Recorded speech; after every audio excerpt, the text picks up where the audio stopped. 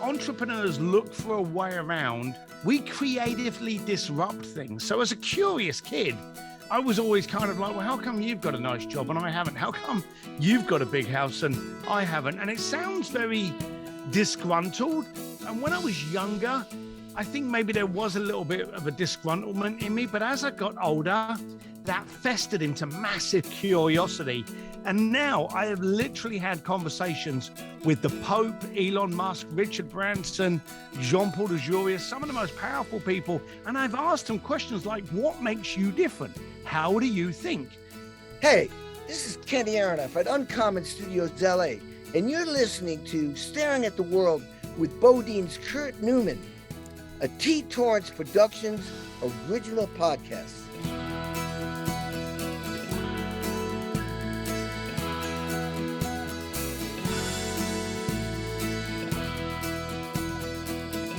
Hey everybody, it's Kurt Newman, and we are staring at the world today with Mr. Steve Sims, CEO and founder of the company Bluefish, which has been described as a luxury concierge service, but really he's a provider of great experiences and also an incredibly motivational speaker. He has great stories, but really it's about doing better yourself, whether it's in business or everyday life. And we ended up splitting it into two different parts because there's so much incredible stuff here that we talked about. So this is part one, and just sit back and listen because it's a great learning experience.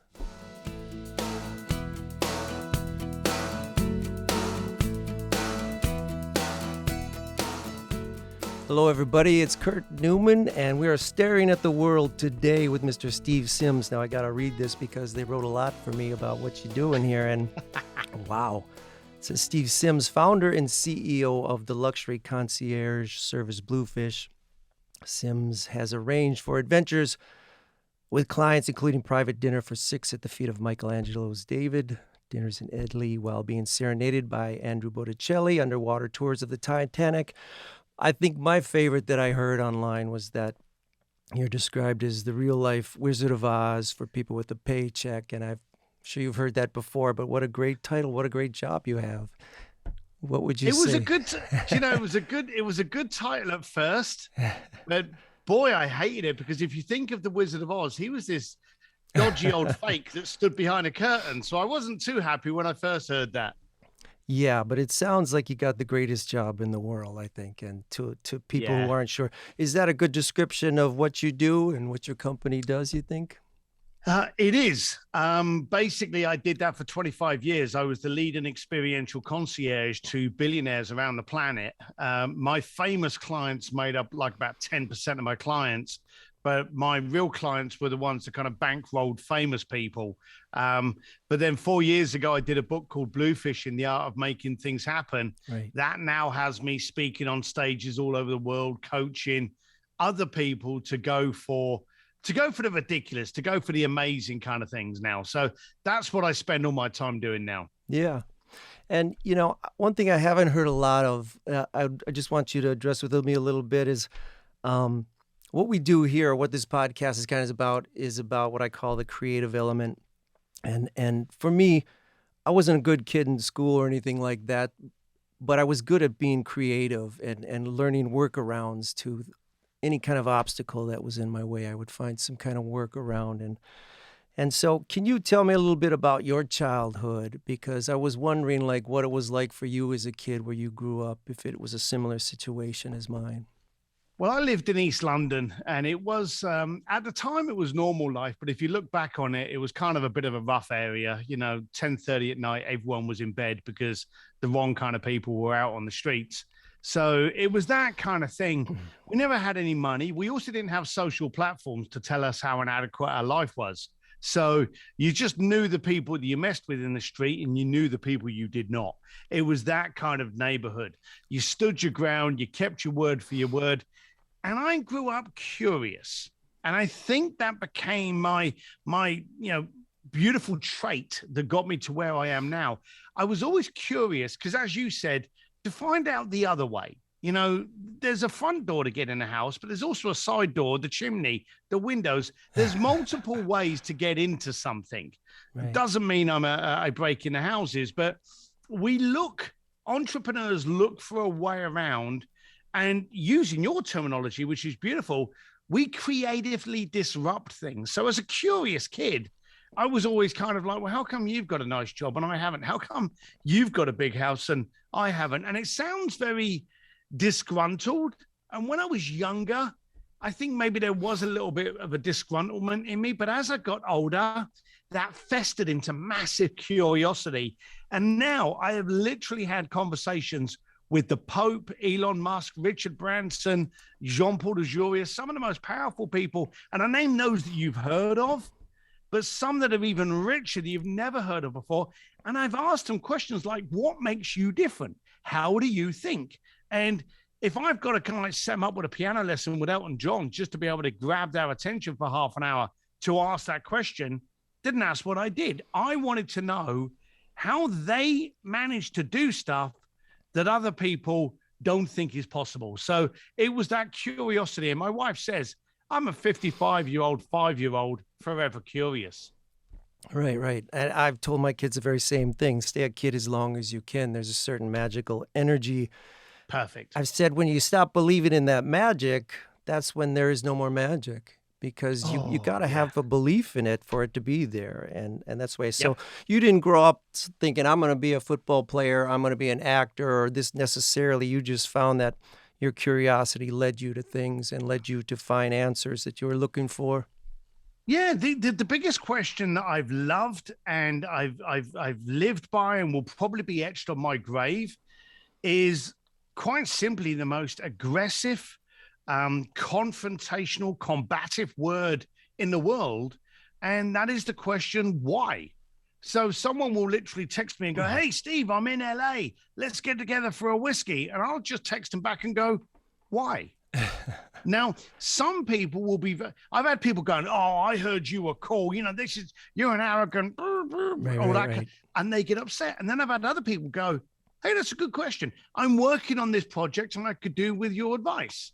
And now I'm educated enough to know whether or not I'm going to have a whiskey with them or not. But I always grew up going, why? You know, why you? Why not me? Why can't I do this? Why should I not be allowed in? Why does that happen for them and not for me? And that why created the Concierge, which was the Trojan horse, to be able to have those conversations with the people I needed to. Yeah, I think I very much relate to that. In school, I really struggled to concentrate in math class and stuff because I felt like I was learning somebody else's solution to problems. Oh, yeah. Like the problems, the theories we were supposed to memorize were about, figuring out a problem. And if we're here to learn how to figure out problems, then I don't want to learn this guy's method. I want to come up with my own. And so they would say, answer all these questions, but then they would put the answers in the back of the book. And I'd be like, well, logically, the quickest way I can answer this question is to go look and see if the answer is there. And there it is. And I would answer questions. And I literally got through high school that way, like finding different solutions and working my way around those types of things. But because of that, you get labeled, you get labeled like either a dumb kid or a troublemaker, or you end up at the principal's office, things like that. Did you run into any of that kind of stuff when you were going through school or as a kid? Me and you went to the same school. We both sat there and we were told that we only got it right if we followed your guidelines. Right. Well, an entrepreneur never follows other person's guidelines. They look for alternatives. Now, those alternatives create growth. You don't grow by following somebody else's route. And I remember, and it's funny you mentioned about the troublemaker, it couldn't keep our attention. You're amazed at entrepreneurs. We need to be engaged, don't we? We need to be activated. And if we're not activated, what do? We switch off. And when we switch off, you are suddenly labeled, you're trouble. You're not paying attention. You're a troublemaker. You're disrupt. Go and see the headmaster. And I remember this. I was in a class and I think I was like 13 or 14 years old. And the teacher was telling us something, not educating us, forcing us with the answer. And I was sat there going, but why? What if we do this? And it was a case of shut up, Sims. You know, this is how it's done. But why does it have to be done that way? Why can't we look at it? So I made the rude, disastrous mistake of questioning the teacher. I was therefore labeled as a troublemaker, and I was sent down to the headmaster to get a cane across my hand. Okay.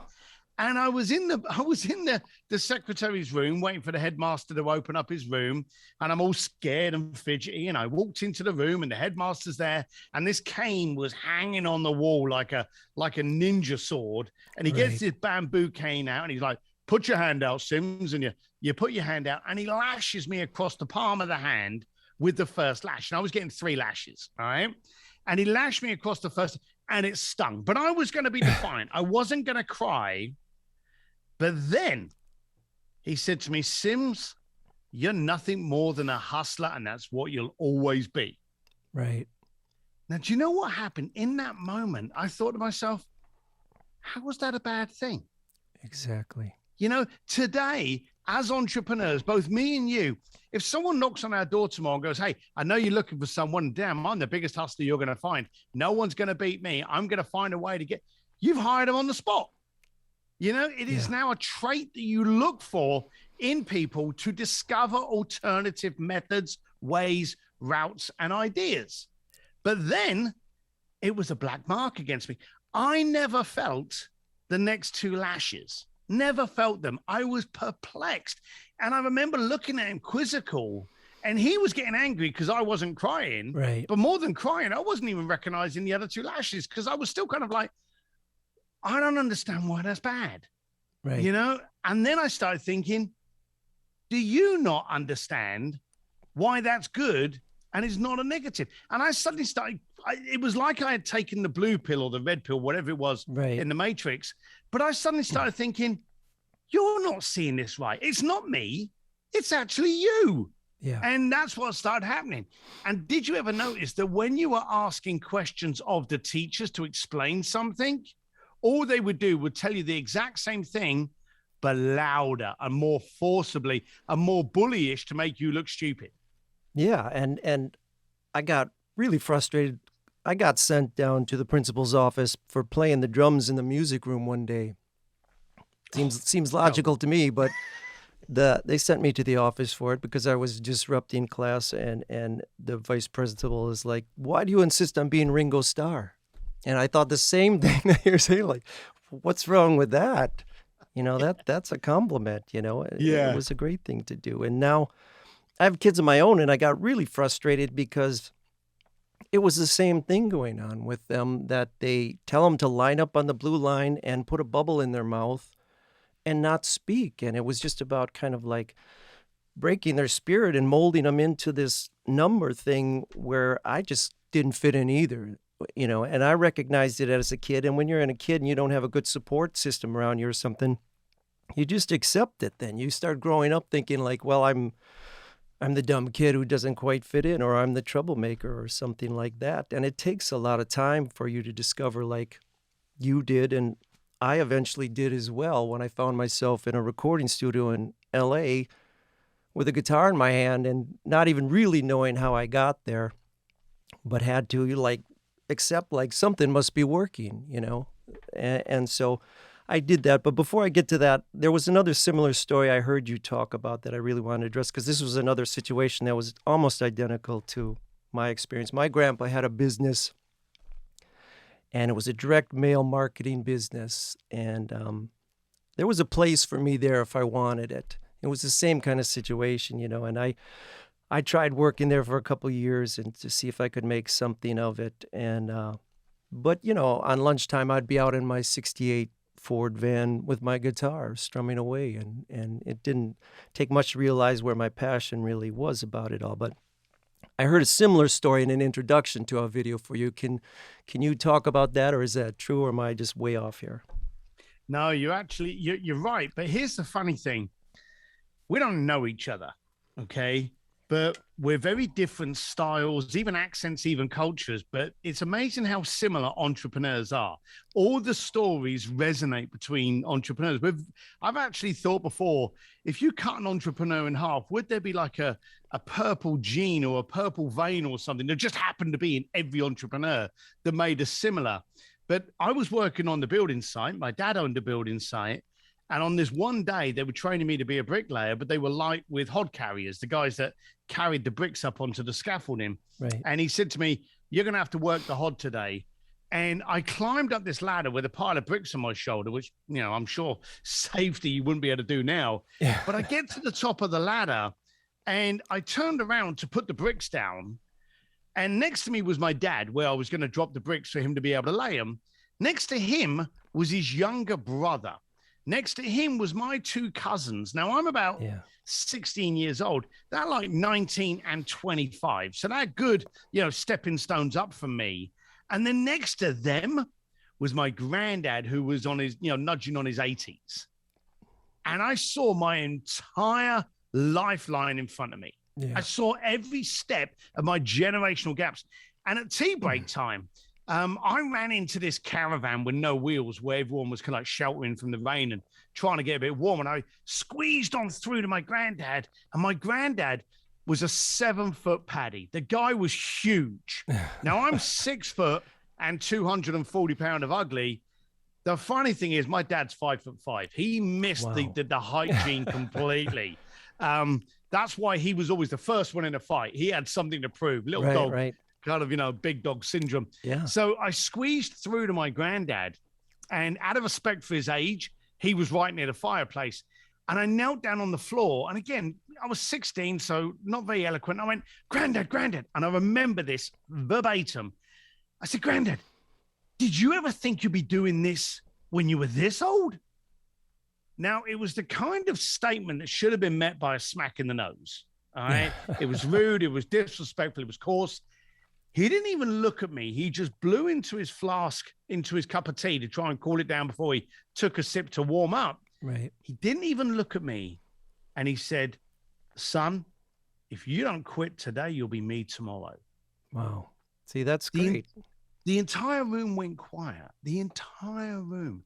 So when the tea break was over, I went running out to my dad. And I'm like, "Dad, Dad." And he hated being called Dad on the building site. But I was so hyped. I was like, "Dad, Dad, come in, Dad, Dad." So he's like, "What is it? Was it?" Yeah. And I said to him, I said, "I went in there, I did it, and I got to quit." And I was looking a little bit down to him because of his height. As I was saying that, Granddad walked behind me. And again, when Granddad walks behind you, you know it. He's massive. Right. My dad looked at me, looked up even further at his dad. They kind of, you know, tweaked or something. Then he looked back to me and he went, "You finished Friday." Now, then my granddad walked off. The sad thing is, my granddad died shortly after that, and I never, ever got the chance to say thank you because it was him that was the catalyst for me moving. I think he's up there already ordering the old fashions, and he's just waiting for me to get up there so we can drink one or two together. But that's how I started challenging what I was capable of. Yeah. Great story. I mean, that's what I think that everybody needs, that one person there to kind of give them a nudge. I didn't really have that in my family. Very blue collar, all working, always behind on the bills kind of people. And same thing. I knew I didn't want that. And my parents would say, "Well, you like music or something, like you could be an electrician," you know. And I was like, "How does that, how does that?" So I literally told my mom one day, either I'm going to like do something with music or I'm going to die trying, because I just know all this other stuff I don't want to do and don't want to be. So same for me, you move on. But so bricklayer was kind of your first job, and then somehow you made this huge transition to Hong Kong. Now, I would really like to know more about how you got from that to Hong Kong. I knew I wanted to find rich people because I was getting up at 6 o'clock in the morning, going to work, getting rained and crapped on all day, coming home at 8 o'clock. So I knew what working a hard day was like. Right. But I wasn't working smart. I wasn't making money. So I wanted to meet rich people, which was nowhere near me. So I tried getting jobs as auto sales, high-end auto groups, selling yachts, plane charters.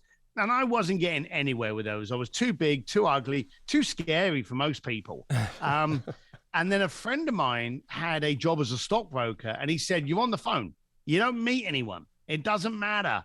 And he got me an interview for an apprentice at a stockbroking position in Hong Kong. So it was a British company that was opening up in Hong Kong. He vouched for me, and that's how I ended up there. And I landed, and we did orientation, and they literally fired me the second day, and they went, you're not the kind of person we need. But because they had flown me over there, they said, we'll give you this lump of money. We'll give you the room. There was an apartment with like 8 people in it. You can stay in that room for like another month, and then you got to get out, and you've got a flight return ticket home. I ended up getting a job on a doorman of one of these like shitty nightclubs in Wan Chai. This was like 1984, right? Or somewhere around that time? Yeah, no, this was 92. 92. Okay? Oh, okay. 92. And so I'm working at this shitty nightclub, and it was just off of the financial district. And I just remember thinking, I've gone from a bricklayer, which is a skilled, noble profession. Right. Now my job description is to punch people. You know, I thought I had gone down, and I was so gutted, and I'm on the door and I'm thinking, so I started to just go, well, how can I make this fun? And I started watching human interaction. That door job actually gave me the best pedestal to watch human interaction. The people that would come up to you that had money, had confidence, the way they interacted with you was different to the people pretending as though they had it. Right, right. And I started off by just getting people into nightclubs, into private parties, into local launches of like when Mercedes had a new car and they had a cocktail reception. I would know where it is because I was part of the security people that they would recruit. And I started just talking to the richer people in my clubs going, hey, what are you doing Thursday night? Mercedes is having a party. You know, if you want me to have a word, a couple of $100, I'll get you in. And it started like that. And it just grew from getting people into nightclubs to suddenly working for the New York Fashion Week, the Kentucky Derby, the Grammys, and finally recently ending with Sir Elton John's Oscar party, which was like about 7 years I worked with that. Right. And you say an important word there that I really grabbed onto was you paid attention. That's one thing. When I went into school, my mom put me into school 4 years old, turning on 5. I didn't even know how to read, you know, so I spent my life kind of hiding out in school. But because I stood back, I was able to pay attention to that kind of stuff too. And when you're forced in that role or you're in a position where you can really pay attention to stuff, you really learn a lot from just watching people. It's incredible. One of the little games that I used to play, which everyone can play now, was I would stand on the door, and Hong Kong's a very, very small island. So it was quite funny that people even owned cars on it.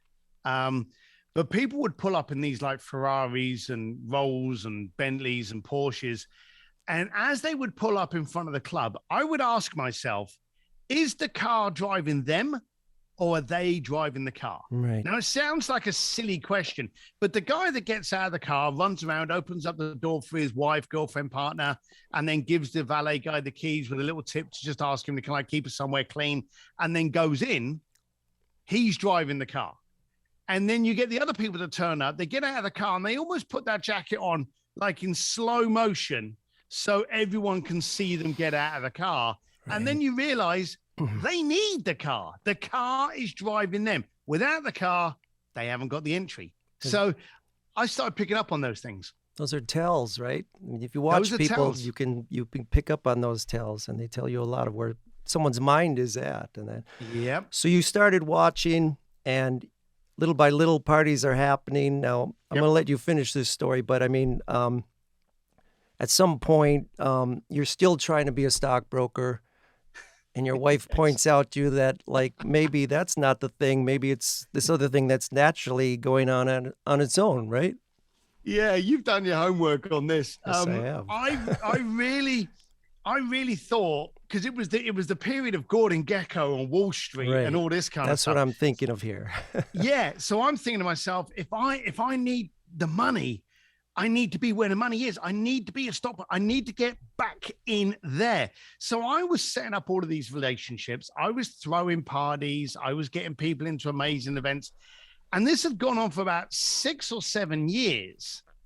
And I was constantly throwing it. And the events were getting bigger and bigger. I was charging $2,000 to $3,000 per person per night to come to one of my events. Nice. And I was only doing it so, and let's be blunt, because poor people can't afford $3,000 for a night, but a billionaire can. Right. So my parties were always full of the richest people in the planet. Then I would go to Cartier in Kowloon and go, hey, how would you like to be in a party with some of the richest people in the island?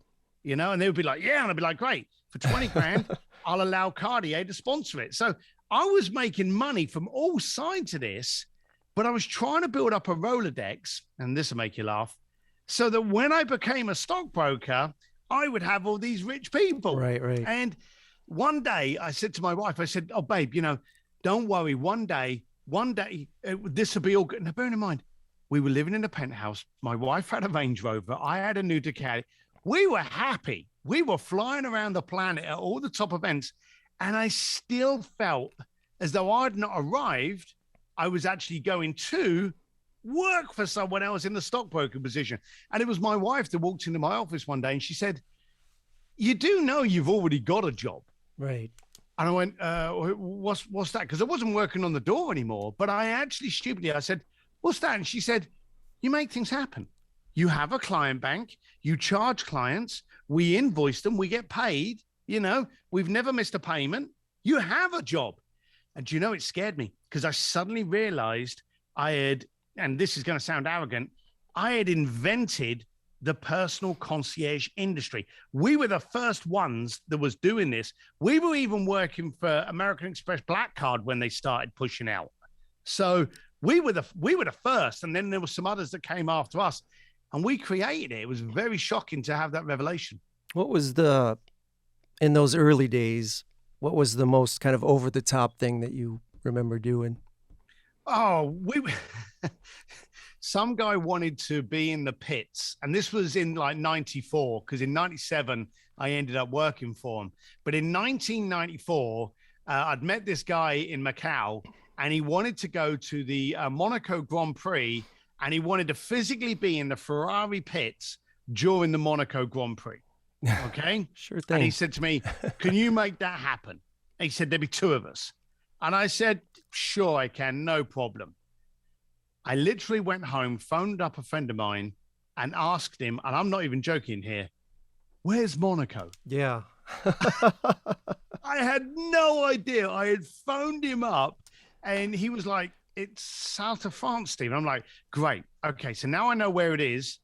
Who do we know that's there? And just started nibbling the elephant. And we pulled it off. And then 3 years later, I ended up working for Ferrari for 96, 97, and 98, when 1997 was their 50th anniversary. And I was working for them. So it was pretty incredible how I just kept on climbing up. Yeah. And that also gets to one of the things I took me longer to learn. What you talked about before, though, was this idea of just kind of jumping right in, even if you don't really know what you're doing, or you're not sure, or you don't have everything figured out. It seems like there's so many people in the world who like, oh, I'd like to open a restaurant or something, but I really am not a good cook, and I don't know if I can afford the lease, and I don't know the taxes and insurance, and how could I ever do this? And they just never even take that first step. And it sounds like you were diving in head first, cannonball, and just figuring it out as you went. Yeah, Jay Abraham said to me once, and he's a neighbor of mine and a friend, he actually said to me that I have a greater ICANN than an IQ. And that made up a lot of sense to me. But what I also noticed, and here's a challenge for anyone listening to this, all right? And you're recording this, so you've got this. I'll actually spend $500,000 of my own money. I'll wire it to anybody that can send me a business plan in 2018 that says we're going to construct this, we're going to develop this, we're going to release this, it's going to do really well, and then a pandemic's going to turn up and we're going to shut down for a year. Right, exactly. You see, I've always said the business plans should take no more than the back of a postcard. Because a business plan is an intention. It's an aspiration. It's an imagination of what's going to happen, but it's not fact. You can't plan for it, Not at but all. you can start doing it. And it's like everything an entrepreneur does. And I'll even call you out. I guarantee you the first time you picked up a guitar, you were shit. I was a drummer. I was a There you drummer. go. The only reason I bought a guitar was because I figured I better learn how to write songs eventually, because drummers don't, there's a limited place where I could go as a drummer, and I would sit at the Right. back of the stage and play. And I thought, if I'm ever going to do anything in music, I better learn to write songs, and my own songs. And so I literally, instead of going back to school and trying to do it and paying $400 for another bunch of classes, I walked away and went to a friend who was selling a guitar and bought the guitar for $400 instead. Started writing. So that's exactly it. But that's the same thing with all entrepreneurs. Everything we do, the first podcast you ever do is going to be shit. The first time you try to write music is going to be shit. The first time you try a business plan, it's going to be shit. Once you, as an entrepreneur, have that as your get out of jail card, it relaxes you and you don't have to go for perfection. And that's the key. Right. Get going. A friend of mine, Ari Meisel, said this. I've got to give him credit for this line. Get going and then get good.